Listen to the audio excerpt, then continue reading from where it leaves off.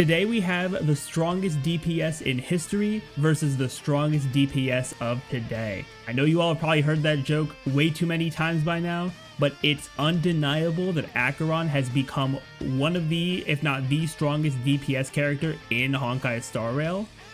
And even though a lot of players I know have already pulled her, I do know that there are some that are still wondering if they should go for her, not just because of how good she is, but Jingliu is also going to be rerunning during the second half of version 2.1. And we also know that before Acheron's release, Jingliu has been very comfortably sitting at the top ever since she came out back in 1.4. So today, we're going to take a look at what Acheron and Jingliu can offer to see which of them is going to be the most valuable character to pull for in 2.1 here, because they both do have a lot of value. So first of all, we're going to go into Acheron first. So for Acheron, she is a Nihility DPS character who focuses a lot on getting her ultimates, where you're going to get the most amount of damage. And unlike every other character in the game, Acheron's ultimate is not actually based off of energy. Instead, to use her ultimate, you're going to need to get 9 stacks of Slash Dream. And her kit gives you 3 main ways you can get these stacks. Firstly, you can use her skill, which will give you a single stack. Then every time an enemy receives a debuff, whether that be from your characters debuffing them or them debuffing themselves, like with the exploding fish, for example, or like the mini like swarm enemies, they give debuffs when they explode. That'll also give you a stack. And then one of her traces also does give 5 stacks of Slash Dream at the start of a battle, which is very good. Plus also with that trace, you are able to, if you get up to 9 stacks but you don't use your ultimate right away, you are able to overcap those stacks by up to 3. So that can definitely help if you want to get some debuffs on to further improve your damage. So upon using, I'm pretty sure it's either most if not all of these methods to get Slash Dream, you also will be inflicting Crimson Knot stacks on the enemy. And while these stacks might not, seem like they do that much just in the beginning, they are really powerful when it comes to her ultimate, which we're going to get into right now. So for Acheron's ultimate, she does a very strong 4-hit combo. And the first 3 hits of this are single targets, so you do want to focus in on the enemy that has these Crimson Knot stacks on them, or at least the most Crimson Knot stacks, because each hit will, of the first 3 hits, will remove a certain number of Crimson Knot stacks, and then the final hit will remove all of them. And every time a Crimson Knot stack is removed from an enemy, it's going to trigger AoE damage in addition to the damage from the hit itself. So even though the first 3 hits are single target, you are still going to be doing damage to the entire field, which is really powerful. Then also, she does have 2 other traces that increase her ultimate damage even more than this. So the first one will give her either 115% or a 160% damage boost to her ultimate when running 1 or 2 Nihility characters respectively. And this is really good for 2 reasons. Firstly, just with her getting more ultimate damage, she's going to be even more powerful with it. But then secondly, this allows her to take more advantage of running Nihility characters as debuffers compared to a lot of other DPSs, which tend to prefer Harmony characters. So that definitely does open up her team building to some of characters that you maybe haven't used as much, or like you don't use with other DPSs because Harmony characters just end up being better for those situations. But Acheron is going to benefit a ton from running with Nihility characters.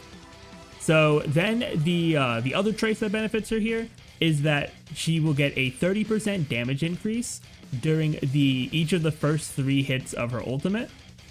And then when you get to that final hit, not only do you retain each of those damage increases, so she'll have a 90% damage increase by the end, and she'll also get 6 additional hits that will target random enemies from the final hit of her ultimate. So there's just a lot of places where her damage is gonna just goes absolutely insane, and I'm sure we've all seen the numbers already. People running her, not even just in Simulated Universe, because those numbers are ridiculous, but even just in like MOC and Pure Fiction, people are hitting like 500k plus on like not great builds. Like my Jingliu is not built that well, but she can still put up some numbers. So yeah, her ultimate is definitely going to be very powerful and is the main part of her gameplay. Then lastly, for her kit as well, I also want to bring up when it comes to Acheron's value, she does have a very powerful technique for two really important reasons. So firstly, her technique is an offensive technique, which will immediately start battle, but unlike every other offensive technique, this one actually persists through multiple cycles. Now what this means is, like, if you've used characters like Well or Jingliu, which we'll get to for example, or even Himiko is another example, where they'll set up like a dimension and the effect of that will persist through cycles. Usually that's something that only happens with those more passive ultimates that have like buffs or debuffs and stuff like that. Acheron is the first character with an offensive technique whose technique will persist through to new cycles, which means you'll be able to get a free stack at the beginning of every cycle to try to get up to her ultimate, which is very good. But then secondly, which is a thing that's completely unique to Acheron and honestly a very big time saver if you are like an overworld farmer or if you're doing a lot of simulated universe, whenever Acheron uses her technique on a basic enemy, it will automatically defeat the enemy and you'll get the rewards for it. So instead of having to like load into battle against every single just basic enemy, you could just get rid of them and then just keep moving on. And this is a lifesaver when it comes to simulated universe, just because simulated universe runs before, even with like Ruan May, they're still going to take maybe like 10 minutes to get through everything. Now at Acheron, you don't even have to do the battles, so you are bringing down the amount of time substantially. Plus with the amount of damage Acheron's doing, you really won't be spending that much time farming simulated universe. So I do also want to bring up too, when it comes to Acheron, before she did release, many players were at first concerned about like how consistent she'll be able to get her ultimate for like lower spending players or free to play players, and maybe she might not have as many like team options. But because of how Acheron's kit was made and how people have seen how different characters work with her, she actually has a ton of team building options, not just for like the free to play player that's been playing for a bit, but also if you are just a very new free to play player, especially in 2.1 right now, you can very easily build like a free to play Acheron team, because you could run Acheron with like if you can get Pela from her banner, you can get Gallagher from her banner, who can both apply debuffs. From the 4-star selector in the event, you can get Gwynaifin or Luca to also fill those nihility spots. And then you can also, if you have Trend of the Universal Market as a light cone, you can run that on Fire Trailblazer as a very like early game player and still get a lot of benefit from running Acheron. So because of that, because there's just a lot of ways you can apply debuffs and get the stacks of Slash Dream, Acheron can actually get her ultimate very consistently and do a lot of damage as long as you have nihility characters with her. And I do think that when you pair her really crazy damage with the very vast team options, Acheron is still a very valuable character and definitely is a top DPS in the game. So now to move on to Jingliu here. So Jingliu is a destruction DPS now, and her gameplay revolves around activating and keeping up her spectral transmigration state to significantly increase her damage.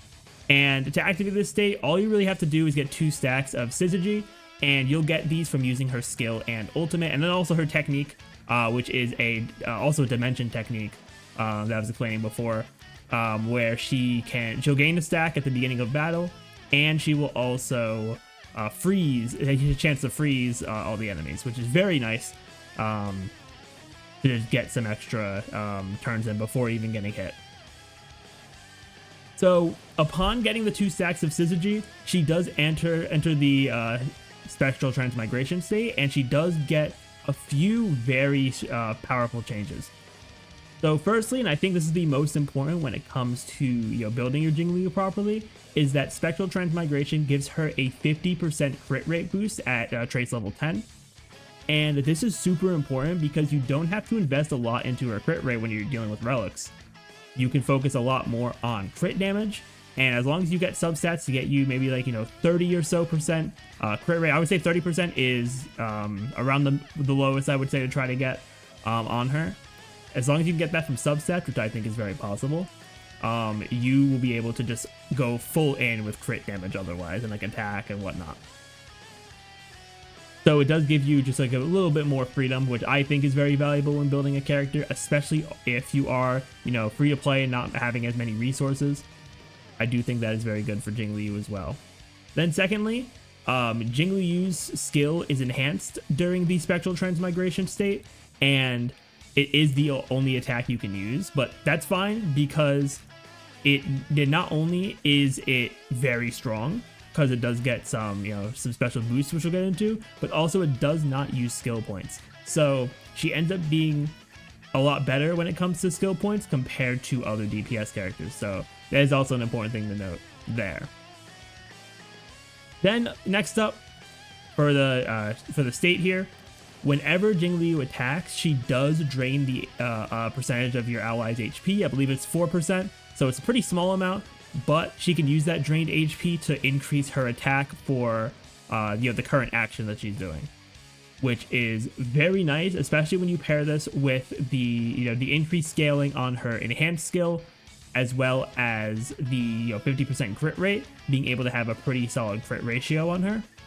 You're going to be able to do a lot of damage with her, and since her enhanced skill is a blast, you do also get to attack adjacent enemies too, which is very nice. You can hit your target and elite, but then also deal damage to the like regular mobs that are right next to the elite. So that is very good overall. And then lastly, which is really cool when it comes to just being able to do a lot of damage very quickly, Jingliu, when she goes into the spectral transmigration state, firstly, the maximum stacks of syzygy go up from 2 to 3. Which means that even though you're starting at 2, if you save your ultimate for the for when you go into the state, not only is it going to be stronger because you get the extra attack bonus from draining your allies' HP, but you are also able to get your action immediately advanced at the beginning of the state. So, and also the ultimate gives you a second stack, another stack as well for the state, so you are going to be able to increase the uptime of it. And just having an extra turn right after to just get a ton of damage all in one burst is going to be very nice. Yeah, normally I'll do like regular skill to get into the state, have my ultimate up, use the ultimate, and then use the enhanced skill. And that is just a ridiculous amount of damage you can do in just one burst. So yeah, you will just get a lot of damage out of her like that. Then she also has some very solid traces too.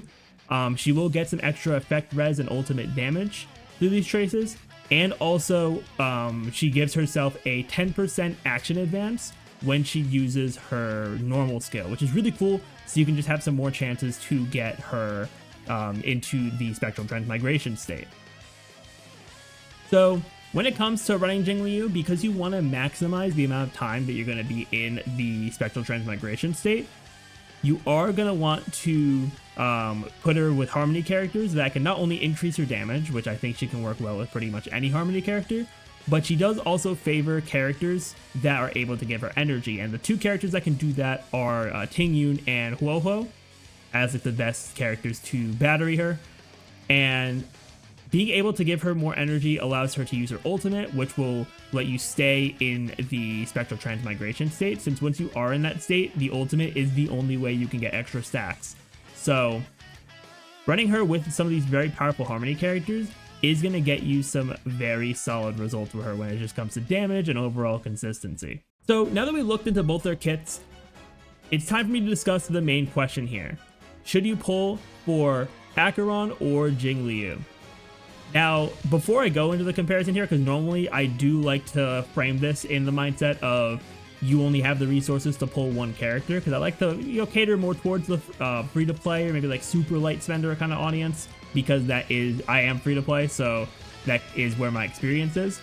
But if you do have a lot of resources and you're struggling for DPSs, like your sustains are chilling, your Harmony characters, your supports are good, I think that it is super valuable to pull both of them, because I do think that we pretty much have a big three of DPSs now. We have Acheron, Jingliu, and then Imbiber de Lune. And personally, I think Jingliu is a little better than Imbiber de Lune, just consistently and in a free-to-play perspective. But I do think that if you really are struggling with damage dealers on your account, picking up these two is going to have a ton of value. Plus, their team building isn't going to clash too much, considering that Acheron's going to benefit a lot more from Nihility. whereas Jingliu is going to benefit a lot more from Harmony characters. So you are able to, you know, split your team building like that and just have a lot more benefit there. But if you only have enough for one of them, let's go into my usual comparison here. So for Acheron, as I said, she does benefit a lot more from nihility, you know, characters and debuffers than a lot of other characters do. Like, well, they're good with other characters. I think a lot of the time, players are going to benefit more from the Harmony characters' buffs, as well as some of them having action advance capabilities on their kits as well. Plus, also with Acheron, she does have that trace that will increase the amount of damage that she'll do with other nihility characters on the team, so it is very good to run them with her as well to get the most out of her. I also do think that when it comes to sustains, she can work very well with preservation characters because of the light cone I mentioned, Trend of the Universal Market. Now, it is a summonable light cone, so you might not get it, you know, immediately if you're a newer player, but if you've been playing for a while, you might have, you know, maybe a couple copies laying around, hopefully at least. But then for abundance characters, I think the only one that really has a lot of value is going to be Gallagher, because Gallagher is able to apply debuffs to the enemy through his ultimate and enhanced basic attack, so you are able to use him to get extra stacks with Acheron as well.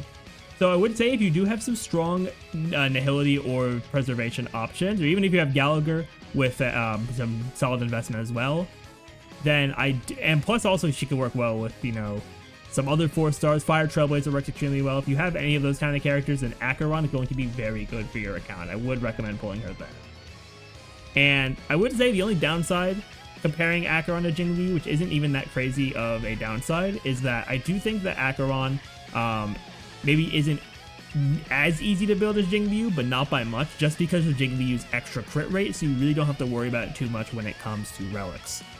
But other than that, I do think that Acheron, especially with her technique and just her team building capabilities and just versatility, I do think that Acheron is a very valuable character, and I think in a lot of situations a very good pull for any player.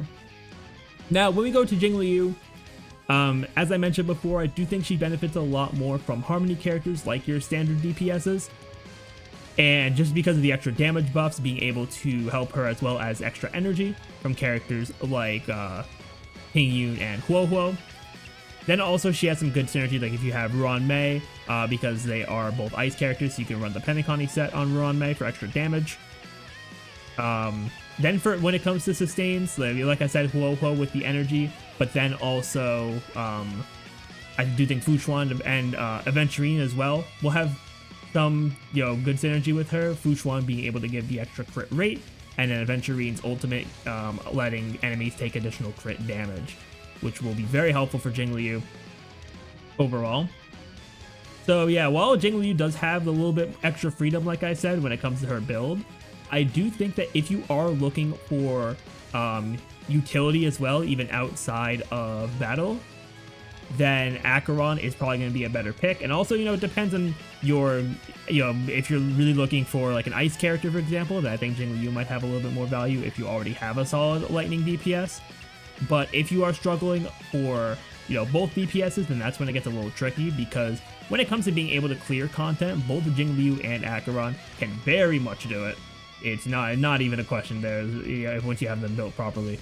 But overall, I do think that if you are a player that maybe doesn't have as many like Harmony characters invested in, and and has a like better nihility account, then Acheron is probably going to be your better pick. But I do think if you have both, like some Harmony characters invested in, you have some nihility characters invested in, I do think Acheron will probably just have a little bit more value in general, just because of what she can offer for team building, as well as her out of battle utility. But yeah, let me know in the comments down below what you all think of this comparison, which of them you're gonna go for. I already have Jingliu and I pulled Acheron, so I have the best case scenario in my opinion of having both of them in my account. But thank you all so much for watching. And yeah, with that, I will see you all next time.